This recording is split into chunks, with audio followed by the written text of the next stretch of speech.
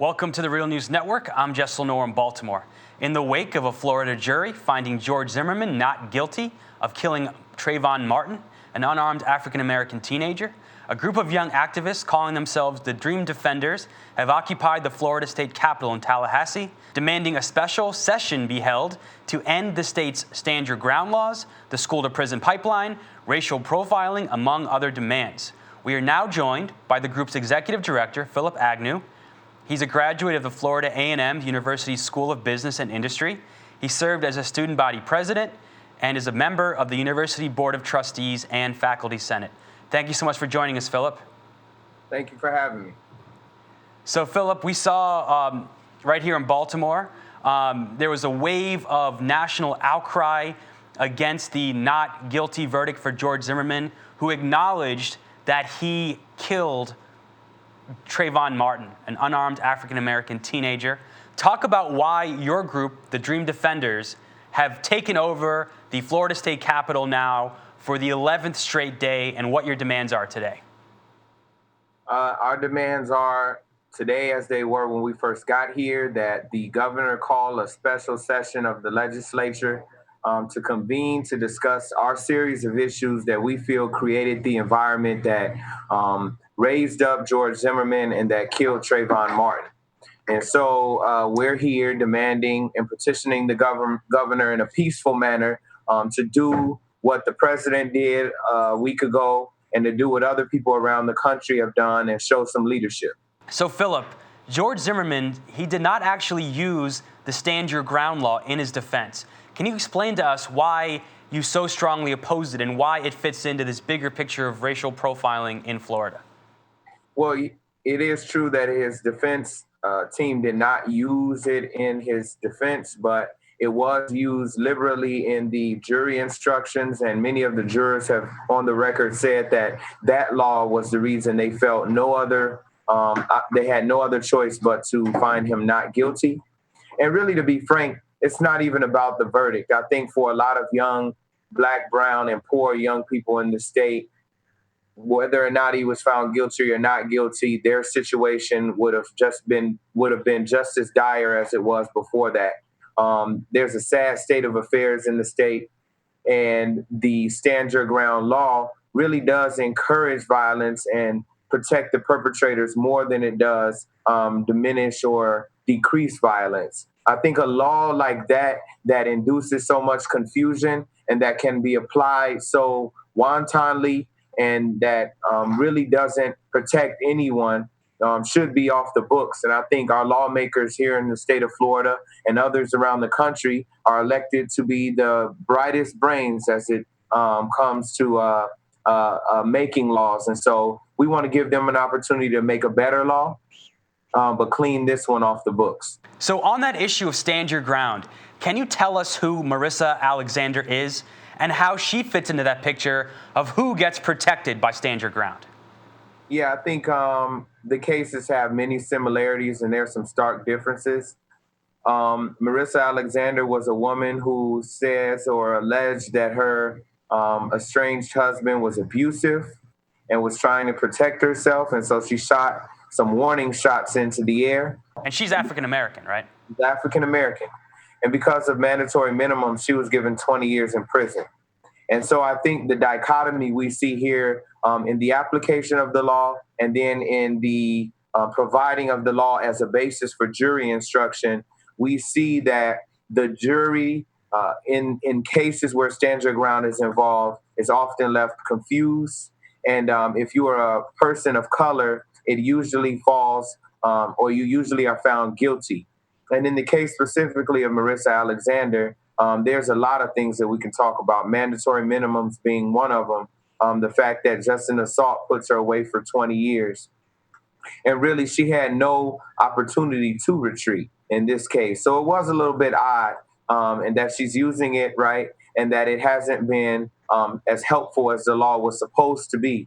It seems that the Marissa Alexander case is the prime law, a prime example of why that law was made and why it was put on the books. And even then, the law doesn't help anybody.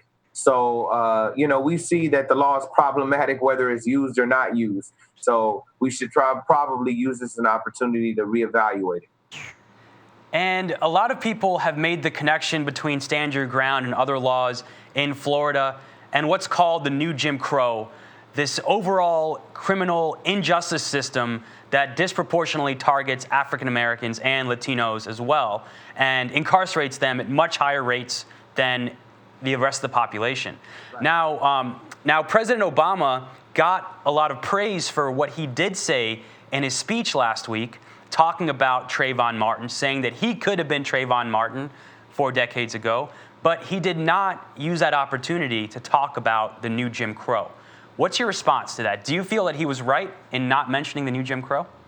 No, absolutely not. I think the president's comments last week did begin a discussion and gave other leaders around the country permission to begin a really hard discussion about race. I think it was an important talk for the president, the leader of our country, to discuss a time where he wasn't seen as somebody that was a role model, or he wasn't seen as a leader, but he was seen as just a black man in America. So it was very important to hear our president take some leadership and speak about that.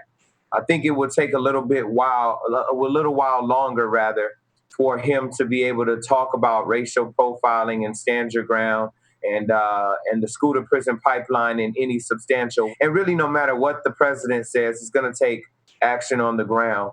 And it's going to take real leadership on the ground, of the grassroots level, for anything to happen. Our president can say a number of things. For example, we've had a number of presidents talk about going to war and a war on terrorism, and that we need to eradicate all the insurgents. And even then, the American people who didn't agree with it were left to swallow the pill. So our president can say many things. And last week he said a lot, and it was inspirational at points. It was very maddening at others. But it's going to take people at the local level, governors, it's going to take mayors, it's going to take chiefs of police, sheriffs, police officers, and community members to really, really attack the issue, no matter what our president says. So I appreciate him for it, but hopefully it translates into some action on the ground. And Philip, you're doing exactly that. You have been in the Florida State Capitol for 11 days. You've met with Florida Governor Rick Scott. Can you tell us what he told the Dream Defenders? And also, can you talk about the support you've gotten from around Florida and around the country as well? Yeah, I would love to. I think we had a number of our Dream Defenders coming to that meeting with the governor with the explicit or the express purpose of telling our story, because we knew that this is chess, and all that was a photo opportunity for the governor, an opportunity for the governor to advance a story that says, hey, I gave them an audience, I'm a keen listener. And so in that meeting, he listened a lot, and then at the end of the meeting, he told us to pray about racial profiling. And so we told him that faith without works is dead. And that if he really loved people, we were going to bring as many people as possible for him to love to the Capitol.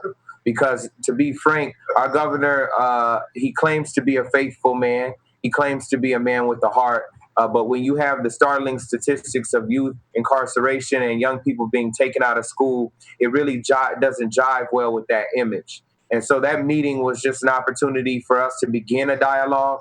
It was also an opportunity for him to understand that we're not just kids. We're not just young people that are going to yell at him or be in his office, even though we don't intend on leaving, but that he's up against an immovable force, and that in a time where many of our politicians are seeking re-election, it may be wise for him to open up his heart and open up his ears to young people in this opportunity that we're giving him to show some leadership.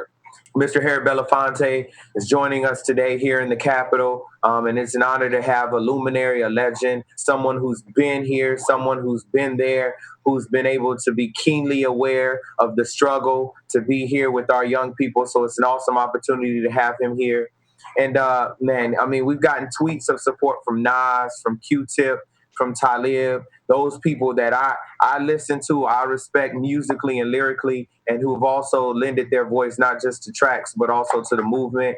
And so the support is wide reaching. We've had NAACP support, SCLC support, the advancement project that works up there. As I said yesterday, we had buses from Baltimore and Philly and DC and New York come down from young people. So the support is wide. All we need is the governor to, like I said many times, show some leadership, call this session, give the young people in Florida an opportunity to decide their future and rise up above the rest. Florida had a horrible year last year, and he has an opportunity to make sure that in Florida, Disney World isn't the only place where dreams come true for children. And to add to that list of support, you have musicians like Stevie Wonder who said they're going to boycott Florida and every other state that has a stand your ground law until that law is repealed. Final question for you, Philip. Some people have made the parallel between what you're calling for and what's starting in Florida now with your 11-day occupation and the month-long Moral Mondays campaign in North Carolina, where nearly 1,000 people have gotten arrested, committing civil disobedience, protesting the laws they're passing there. What are the next steps going to be for you in Florida, and how far are you willing to go to have your voice heard?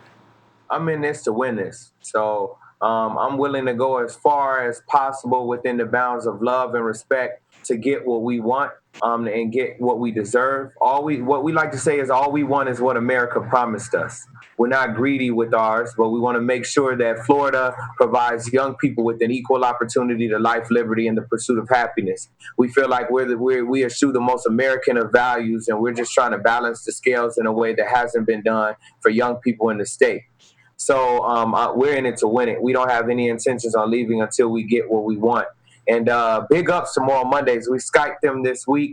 I lived in Charlotte, North Carolina for 4 years, and I wasn't able to get up to Raleigh during this during the movement they've been building. But we definitely use them as an emotional compass for us, and our hearts are always with them every Monday. And I think I can speak for them when they told us that their hearts are with us down here. And we're going to continue to move.